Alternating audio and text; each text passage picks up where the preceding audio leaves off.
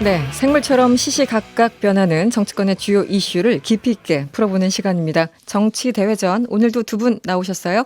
조대원 전 자유한국당 고양정 당협위원장 그리고 김성애 정치연구소 싱크와이 소장님 어서 오세요. 네, 안녕하세요. 네, 지금도 유튜브로 방송 나가고 있습니다. 유튜브 들어가셔서 이승원의 세계는 그리고 우리는 이렇게 검색하시면 저희들 함께 즐기실 수 있습니다. 먼저 이 얘기를 먼저 해보죠. 오거돈 전 시장 성추문 관련해서 이해찬 더불어민주당 대표가 휴가를 끝내고 복귀를 했어요. 그리고 당대표로서 사과를 했고 민주당에서는 제명을 결의했습니다. 이 사건 어떻게 보셨습니까? 위원장님 먼저. 네. 제가 말 많이 안 하게 자당 비판 열심히 해보세요. 네. 예. 자당인지 뭔지 지금 좀 애매합니다만 일단 소속이. 뭐 네. 추문이라고 할 수 없죠. 추문이라는 것은 추한 소문인데 성추행이죠. 네. 성추행 범죄를 저지른 거고요. 네네. 게다가 이것은 다른 것과 달리 그 본인의 직원 아닙니까? 같은 그렇죠. 위계 서열 안에 들어와 있는 직원에게 저지른 범죄이기 때문에 엄하게 처벌을 해야 된다고 생각합니다. 이미 경찰이 내사 단계에서 수사 단계로 올렸다고 하는데 네. 그에 대한 처벌을 좀 받아야 된다고 생각을 하고요. 민주당의 징계 조치 당연하고 지금 뭐 이제 제명을 했는데요. 뭐 더 할 수 있는 것이 없는 상태인 거죠. 그리고 이해찬 대표의 당대표 사과까지 이어져서 네. 뭐 할 말은 없지만 할 수 있는 대로 하고 있는 상황이라고 그렇게 정치적으로는 할 건 다 했고 이제는 법적인 영역으로 넘어가야 뭐 된다. 가서 처벌을 받아야죠. 네. 지금 통합당에서는 민주당이 그리고 더 나아가서 청와대가 몰랐겠느냐 이렇게 공세를 펼치고 있어요. 어떻게 보십니까, 위원장님? 저희들은 알았다고 보죠. 네. 뭐 정황들이 이렇게 보면 알았다고 합리적으로 추론할 수밖에 없는 뭐 정황들이 계속 펼쳐지고 있고, 네. 그리고 그 법률사무소에서 그 어쨌든 대통령하고 또 현 네. 여당 청와대하고 핵심들하고 깊숙이 연결된 곳 아닙니까? 그래서 하필이면 왜 그쪽에다가 갔고 그리고 거기서 또 공정했고 또 본인이 뭐 14일까지 총선 마칠 때까지는 좀 발표를 미뤄달라고 얘기하고 사퇴도 그 이후로 하겠다고 하고 이거는 잘못한 사람이 정말로 진심으로 깨닫고 반성하는 모습은 아니다. 뭐 그런 생각이 좀 들어요. 근데 이게 얘기가 중간중간에 사실이 아닌 게 너무 섞여 있어서 그래요? 일단 좀 바로 말씀해보세요. 잡으면 네. 부산 성폭력 상담소가 그 법률사무소를 소개시켜 준 거죠.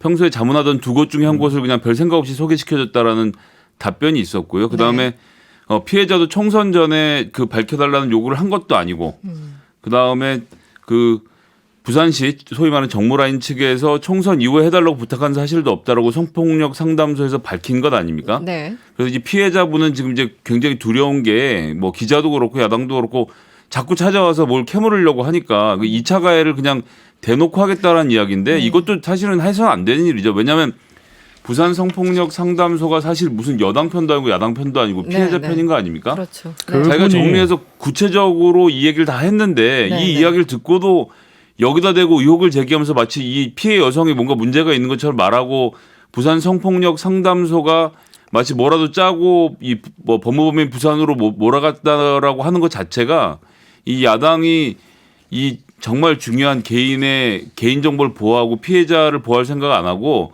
이 정치적으로 2차 가해를 가하고 있는 거예요. 이렇게 하면 안 되죠. 말씀이 많은 거 보니까 찔리는 게 많은 모양이에요. 뭔가 또 변론을 해야 되고. 부산 찔리는 여기 거 없습니다. 예. 그 여성 단체 이 성폭력 제가 이름을 정확하게 모르겠는데 상담소. 네네. 이 단체의 그 아까 소개했다는 그 대표분이 문재인 대통령 그때 대선 나오셨을 때 지지선언 앞장서서 하셨던 분이고 그러다 보니 이분이 법무법인 부산이 어떤 그 특수한 대통령하고 현 여당하고 특수한 관계인지 알고도 소개했다는 거는 이런 그 정무적 판단까지 끝냈기 때문에 그렇지 않겠습니까? 정말 이게 전형적인 2차 가해라고 봅니다. 그럼 이 피해 여성이랑 그 지금 부산 성폭력 상담소가 이 문제를 가지고 뭐 정치적인 고려를 해서 했다라고 하면 이건 진짜 큰일 날 얘기죠. 일단 예. 피해자 측에서는 이렇게 지금 당장 우리가 얘기를 하고 있는 것처럼 정치적으로 악용되는 것을 원치 않는다면서 이달 내를 조건으로 제시했다고 그렇게 얘기가 나오고 그렇습니다. 예. 있습니다. 아무 상관 없이 계속 의혹 제기를 하는 거잖아요. 근데 알겠습니다. 저희가 자꾸 얘기를 할수록 이 피해자 입장에서 어떻게 받아들일지가 참 좀 조심스럽습니다. 어찌 됐든 간에 지금 상황에서 정의당 같은 경우는 민주당이 보궐선거에서 후보를 아예 내지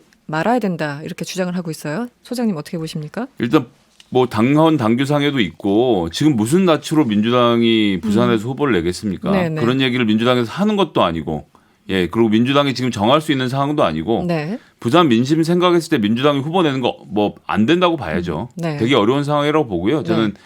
그런 문제에 대해서 민주당이 겸허하게 예 판단하고 행동할 거라 생각합니다. 저는 민주당이 저렇게 후보 어느 순간인가 안 된다는 말이 나오는 걸 보고 역시 그래도 민주당이 우리보다 좀 낫구나 뭐 이런 생각이 들었고 네. 사실은 이 사건 터지고 제가 지난주에 네. 가장 빨리 TV에 나가서 모 방송에 나가서 민주당은 180석이라는 이 완전히 바뀐 세상 네. 국정을 통째로 이 운영하고 있다는 그 바뀐 환경을 인식을 하고 빨리 무공천한다고 얘기하는 게 맞다고 얘기를 했는데 네네. 그 당시에는 여당 패널이나 뭐 그 전에 또 국회의원 전직 국회의원분들 나오셔가지고 뭐 그래도 정치는 현실이고 그러고 딴소리를 하셨어요. 아, 동의하지 않으셨군요. 예, 그런데 갑자기 딱 이렇게 바뀌는 거 보니까 네. 역시 우리보다는 좀 빠른 것 같고 네. 이렇게 이런 문화가 정치권 전체에 좀 정착이 됐으면 좋겠다. 그리고 제가 알겠습니다. 정의당 한 번만 말씀드리면 네네. 정의당은 영화 대사에도 나오잖아요. 한 분만 패라. 네. 예, 이 양쪽을 다 이래 모두 까기를 하니까 정의당이 정말로 우리가 대한 정당이 되지 못하고 5, 6도 정당이 되는 거예요. 5%, 6% 정당. 그래서 지금은 민주당이 잘못했을 때 이 그 시장이 잘못했을 때는 그분만 지적하고 그 다음에 통합당이 잘못했을 때는 통합당 지적해야 되는데 이렇게 모두 까기 하는 모습은 적절치 않다. 그렇게 말씀드리고 싶습니다. 게다가 심성경 대표가 정치권이 성폭력 근절에 관심이 없다라는 식으로 다 몰아가는 건 옳지 않죠. 예. 이게 왜 이런 말씀하신지 모르겠는데 저는 좀 지나치다고 생각합니다. 성폭력 근절에 관심 없다고 생각하시는 분들이 꽤 많아요. 네, 실제. 네, 엠봉반 사건도 그렇고요. 네, 주제를 좀 바꿔보도록 하겠습니다. 홍준표 전 대표가 김종인 위원장을 비대위원장으로 모시는 것 나는 반댈세 계속 맹공을 퍼붓고 있습니다. 어떤 의도가 있다고 보시고 왜 이런다고 보십니까? 자기 안 떼어주니까 그런 거죠. 네. 지금 보니까 뭐 어쨌든 홍 트럼프하고 김 짜르하고 붙어가지고 지금 저러는데 처음에는 뭐 네. 짜르를 세워도 비대위 좀 하다가 네. 자기를 띄워줄 줄 알았는데 딱 보니까 자기 제끼고 홍유정 옛날에 남원정 그랬잖아요. 네네. 홍유원, 홍준표, 유승민 심지어 원희룡 지사까지 이미 이제 시대에 맞지 않는 인물이다 이렇게 얘기하고 70년대생 뭐 경제를 아는 분 이렇게 딱 찍어버리니까 홍준표 입장에서는 네. 뭐 내 빼놓고는 아무도 안 돼 이런 분 아니에요. 그러니까 나만 오라 이런 분이다 보니 이분이 지금 흥분해가 이렇게 싸움을 걸고 있는 거죠. 예. 어떻게 보십니까? 예전에 홍준표 전 대표에 대해서 그래도 좀 변호도 좀 해주시고 이해한다 이렇게 이런 취지 얘기를 많이 하셨는데 요즘 홍준표 당선인이라 불러야 됩니까? 네. 그렇죠, 당선인. 어떻게 예. 보십니까? 이런 발언들. 당선이 되고 좀 예 뭐 속된 말로 기고만장해 있는 상태인 걸로 보이죠. 그래서 사실 그렇습니까? 좀 네. 이게 민심을 살펴가면서 해야 되는데요. 뭐 양쪽이다 뭐 이런저런 게 있습니다. 김종인 대표가 일단 이야기하는 40대 경제를 아는 사람 이야기는 그 유니콘 같은 얘기긴 네, 해요. 네, 현실에 네. 존재하지 않지만 꿈을 쫓는 이상향으로서 뭐 파랑새라고도 할 수 있고 네. 그렇긴 한데 맞는 얘기긴 하죠. 왜냐하면 지금 미래통합당에 미래가 없다라고 미래통합당 지지자들이 그 가능한 모든 차세대 후보군들 다 쳐낸 거 아닙니까? 그런데 거기서 살아남았다고 내가 차세대 후보다라고 얘기하는 거는 안 되죠. 네. 그런 점에서는 저는 홍준표 대표 좀 지나쳤다고 생각하고요. 근데 네. 이제 반면에 홍준표 대표가 뭐 그런 얘기를 하던데 보니까 1995년 11월 노태우 수천억 비자금 사건에서 재계 인사들로부터 경제수석이라는 직함을 이용해서 뇌물 브로커 행세를 한 혐의로 네. 라는 이야기까지 해가면서 구체적으로 지금 김종인 대표를 공격을 하고 있던데 이런 걸 아셨던 분이면 예전에 이미 얘기를 해서 바로 잡았어야 되는데 왜 지금까지 가만히 계셨었던 건지. 네. 그냥 이제 와서 왜 이런 예, 얘기를. 이렇게 되면 그냥 권력 싸움으로밖에 보이지 않기 때문에 국민들로부터는 이쪽도 저쪽도 감동지기가 힘든 상태가 된 걸로 보이네요. 네. 김종인 위원장이 40대 기수론을 거론하는 거는 뭐 따로 염두에 둔 후보가 있어서 그럴까요? 지금 마침 또 조대원 위원장님도 40대신데다가 미국에서 마침 또 경제학 전공으로 석사학위를 받으셨네요. 네. 뭔가 관련성이 있습니까? 그 질문을 딱딱 떼가지고 따로 준비 길게 하려고 딱 준비해 왔는데 길게 말씀하세요. 괜찮습니다. 작년 연말에 네. 이 당으로는 안 된다. 그래서 젊은 당협위원장 6명이 당 해체하자. 간판 내리고 기득권 내려놓고 당협위원장 다 내려놓고 하자 이렇게 얘기를 하니 그때 우리 당에서 얘기했던 게 황교안 대표가 임명했던 그 측근들 핵심들이 배후 색출해 이렇게 얘기를 했어요. 네. 예, 그 배후 색출해 그랬는데 그런 당 분위기에서 그 40대들 정말로 나라를 이끌어가고 용기가 있고 정의로운 사람이 몇 명 남아 있겠어요. 이미 다 쳐냈다. 이 당 분위기가 네. 제가 쳐내는 것보다 그런 싹이 커올라올 수 없는 분위기였기 때문에 네. 정말 이상적인 얘기를 하시는 거고 네. 그리고 뭐 저 그때 배우 색출하라고 할 때 그 전부 다 이 후배들이 몰려가가지고 배우는 조대원이다 이래 됐어요. 나는 사인 많이 줬는데 네. 그 저는 배우 많네요. 네. 황교안 물러나라 이것까지 넣어야지 사인한다 그랬는데 후배들이 너무 약하다고 안 하려고 했더니만 그래도 형이 들어와야 된다 해가지고 해줬는데 네. 근데 너무 맞으시네 그럼. 네, 예, 뭐 그러네요. 그러다 보니 네. 저는 늘 이렇게 아까지 40대 기수론이 될 준비가 돼 있는데 네. 우리 당에서는 뭐 저를 아무도 그 기수라고 생각 안 하니 그 현실과 이상의 괴리가 좀 있어요. 전 국민이 그렇게 생각하고 있기 때문에 네. 저는 차세대를 끌고 가셔야 된다 이렇게 생각합니다. 예, 제가 좀 더 버텨보겠습니다. 그럼 그나마 대화를 할 수 있는 미래통합당의 구성원이 있다는 자체가 전 너무 막 감사해요. 네, 우리 밥 안 구성원. 먹어요. 갑자기 이렇게 훈훈해지시면 곤란하고요. 그런데 이제 40대라는 어떤 특정 나이 혹은 또 경제 이렇게 조금 뭐라고 할까요? 한정 짓는 것은 어떻게 보세요? 저는 네. 물리적인 나이를 가지고 하는 것은 아니다. 실제로 황교안 대표가 전 대표가 임명한 그 젊은이들 중에 주요 당직에 올라가니 네. 또래들 모아놓고 이 갑질하고 폼 잡고 했던 친구들 네. 그리고 수도권에 자기 당협이 있었는데 그걸 버리고 그것도 기회다 싶어가지고 이 양지로 가다가 이번에 다 떨어졌는데 네. 이런 사람들이 과연 좀 젊다는 것 때문에 개혁이고 정의란 그 단어를 입에 올릴 수 있느냐 네. 저는 그렇게 보지는 않습니다. 예. 네.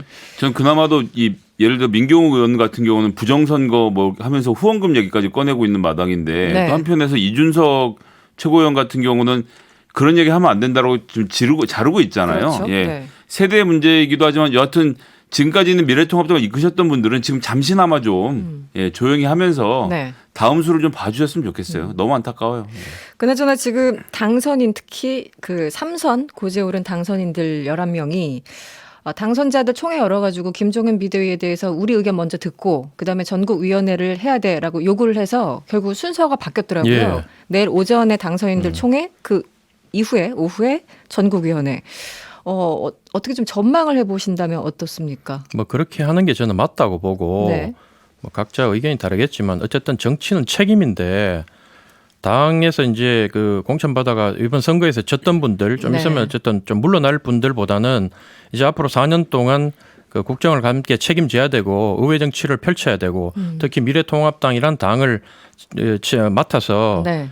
제대로 된 보수 야당의 모습을 보여줘야 되는 분들이 더 관심 있게 앞으로의 방향을 설정하는 게 저는 맞다고 보고 전국위원회는 저는 그래 봐요.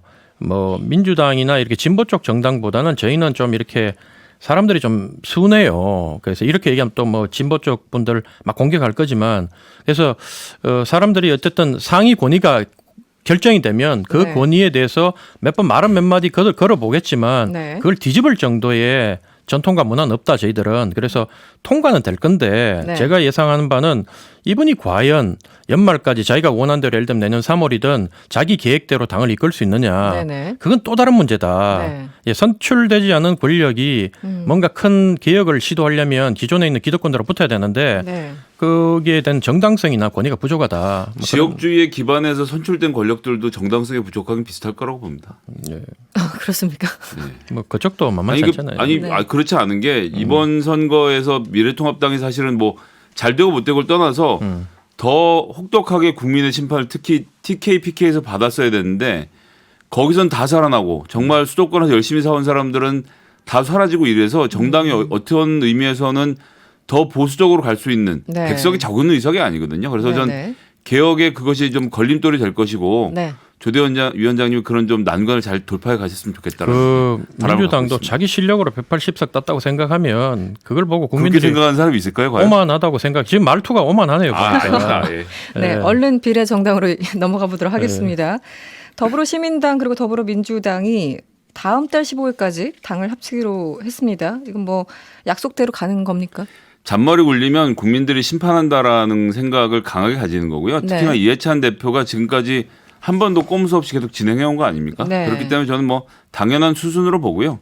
이렇게 가서 의정 활동으로 평가받아야죠. 무슨 원내 교섭단체를 하나 더 만들어서 미래한국당하고 어떻게 하고 이렇게 하는 건 하면 안 된다고 생각합니다. 네. 그 더불어시민당에서는 어쨌든 당선된 사람들이 원내대표 선거권을 좀 가져야 된다 이런 주장 요구하셨잖아요. 그 당시 그 주장은 어떻게 보셨어요? 그런데 그거는 이제 총선에서 더불어민주당을 찍은 유권자들이 더불어민주당의 원내대표를 뽑는 과정에 이렇게 합당해서 들어온 분들이 투표권을 요구하는 건 전 맞지 않다고 생각합니다. 더불어민주당으로 뽑힌 총선에 선택을 네. 받은 분들끼리 원내대표를 일단 뽑는 게 맞죠. 그것이 순리다. 위원장님은 어떠십니까? 저희도 원칙대로 하면 됩니다. 특히 어려울수록 원칙을 지키는 게 맞고 사람이든 조직이든 어려울 때 그 사람의 진정한 본전이 드러나거든요. 네네. 그래서 어쨌든 지금 180석을 가지고 있고 뭐 그 거대 여당 지금 전국 삼천리 금수강산 팔도를 다 민주당 색깔로 덮여 있는데 우리가 여기서 뭐 조금 더 꼼수 하나 부리고 변칙을 쓴다고 해서 뭐가 달라지겠어요. 그러니까 철저히 낮아져서 바닥부터 다시 올라가는 게 맞다. 저는 그렇게 생각합니다. 열린민주당과의 관계는 어떻게 돼가는 겁니까? 당분간은 뭐 독자적으로 갈 수밖에 없는 상황이고요. 열린민주당도 그렇습니까? 비대위를 구성해서 이제 5월 11일에 새 당 지도부를 선출하게 되는데 전당원 투표로 네. 그 과정을 통해서 당분간은 독자적인 행보를 하면서 서로 국정에 협조하는 방향으로 가게 될 거라고 그렇게 봅니다. 네. 알겠습니다. 그리고 위원장님, 미래통합당과 미래한국당도 합당해야죠. 네. 예, 해야죠. 언제 합니까? 언제 곧 하겠죠. 그래서 원리대로 가야 된다. 예, 뭐 저는 하라고 계속 얘기하고 있고 뭐 제 말 듣는 건 아니지만 같이 분홍색으로 선거운동 했으면 빨리 뭉쳐서 하는 게 맞다. 그렇게 봅니다. 예. 내부에서 뭐 반발 기류나 이런 거는 없는 건가요? 뭐 늘 꼼수 좀 부리려는 사람들 그게 애당심이라고 생각하는데 네. 그래도 지금 분위기는 다수가 분위기는. 빨리 합쳐서 정상적으로 가는 게 맞다. 특히 여당에서 그렇게 해버리면 저희가 따로 이렇게 꼼수 부릴 만큼의 명분이 없죠. 예. 네. 알겠습니다. 마지막으로 그 안철수 대표가 지금 다시 뭔가 정치적인 체계 움직임, 혁신준비위원회를 이제 출범시켰는데요. 오늘 다시 대구 동산병원으로 내려갔어요. 이거 어떻게 보셨어요? 큰 관심 없습니다. 네. 위원장님. 오만하게 그렇게 얘기를 해요. 저거 일단 멋지던데. 그리고 네. 안 대표님 이래 보면 뭐 어쨌든 사람은 자기가 잘하는 걸 할 때 이 참 옆에 사람이 지켜봐도 폼이 나고 네. 또 멋져 보이고 네. 그래서 어쨌든 이분도 한국 정치권에서 필요한 분이기 때문에 네. 지금 약속 지키러 내려간 거 아닙니까? 아니 그래서 혁신준비위원회를 만들어서 위원장을 맡아놓고 그 회의는 안 하고 지금 저기 내려가서 의료 봉사를 한다는 게 이 나라에서 정치를 하겠다는 사람인 건지 아니면 그냥 자기 이미지 가꾸는 것 외에는 관심이 없다는 건지 는 알 수가 없어서 사실은 3명 있는 말을 안 하려고 정당 그랬던 3명 있는 건데요. 정당 안 해봤죠. 3명은요 대표가 내려가도 잘 돌아가요. 세 명 있는 정당에 있어요 제가 지금. 예, 그래요. 예. 네, 어쨌든 알겠습니다. 이 당은 잘 돌아가는 것 같아요 보니까. 예. 네, 2100번님, 조대원, 하트, 김성애, 케미가 빛났네요, 오늘. 앞으로도 초당적 브로맨스 잘 부탁드립니다. 이렇게 문자 주셨습니다. 네, 여기서 마치겠습니다. 지금까지 김성애 정치연구소 싱크와이 소장 그리고 조대원 전 자유한국당 고양정 당협위원장이었습니다. 오늘 고맙습니다. 네, 감사합니다. 네, 감사합니다.